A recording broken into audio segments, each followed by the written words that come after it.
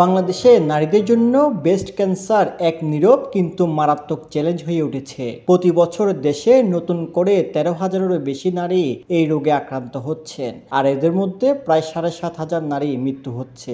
প্রাথমিক পর্যায়ে রোগ শনাক্ত ও চিকিৎসা গ্রহণে সচেতনতার অভাবই উচ্চ মৃত্যুহারের প্রধান কারণ। বিশেষজ্ঞদের মতে সময় মতো সচেতন হলে এবং নিয়মিত স্ক্রিনিং করালে ব্রেস্ট ক্যান্সারজনিত মৃত্যুহার 90% পর্যন্ত কমানো সম্ভব। এই কারণেই ব্রেস্ট ক্যান্সার সচেতনতা মাসকে বিশেষভাবে গুরুত্ব দিয়ে চট্টগ্রামে জাঁকজমকপূর্ণভাবে শুরু হয়েছে মাসব্যাপী কর্মসূচি। এতে চট্টগ্রাম সিটি কর্পোরেশন ছাড়াও অংশ নিয়েছে বেসরকারি চিকিৎসা প্রতিষ্ঠান CSCR এবং স্নাতকোত্তর সার্জিক্যাল শিক্ষা ও প্রশিক্ষণ প্রতিষ্ঠান PGS একাডেমিয়া। বুধবার 1 অক্টোবর সকালে চট্টগ্রাম সিটি কর্পোরেশনের মেয়র ডাক্তার মোহাম্মদ সাদাত হোসেনের নেতৃত্বে চট্টগ্রাম মেডিকেল কলেজ থেকে এক শোভাযাত্রার মাধ্যমে উদ্বোধনী দিনের কর্মসূচি শুরু হয়। শোভাযাত্রাটি মেডিকেল কলেজ থেকে যাত্রা শুরু করে ডিসি মনস্থ BMA ভবনে গিয়ে শেষ হয়।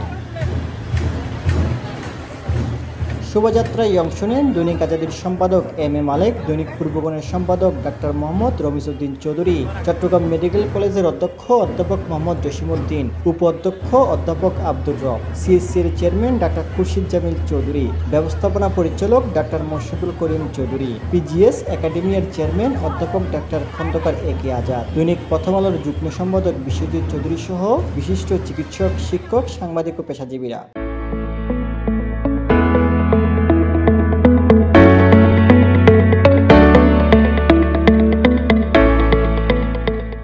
আজকে আজকে ব্রেস্ট ক্যান্সার রোগীদের বিনামূল্যে চিকিৎসার জন্য এগিয়ে এসেছে। তারা পুরো মাস 50% ডিসকাউন্টের সমস্ত ইনভেস্টিগেশন তারা করে দেবে এবং তারা 10টা রোগীকে বিনামূল্যে ব্রেস্ট ক্যান্সার যারা হয়েছে তাদেরকে সার্জারি করে দেওয়ার ঘোষণা দিয়েছে চট্টগ্রাম সিটি কর্পোরেশন।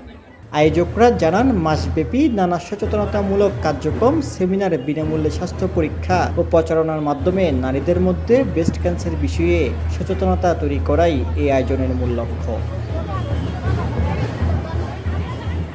জামিউল ইসলাম মামুন, একান্ত টিভি, চট্টগ্রাম।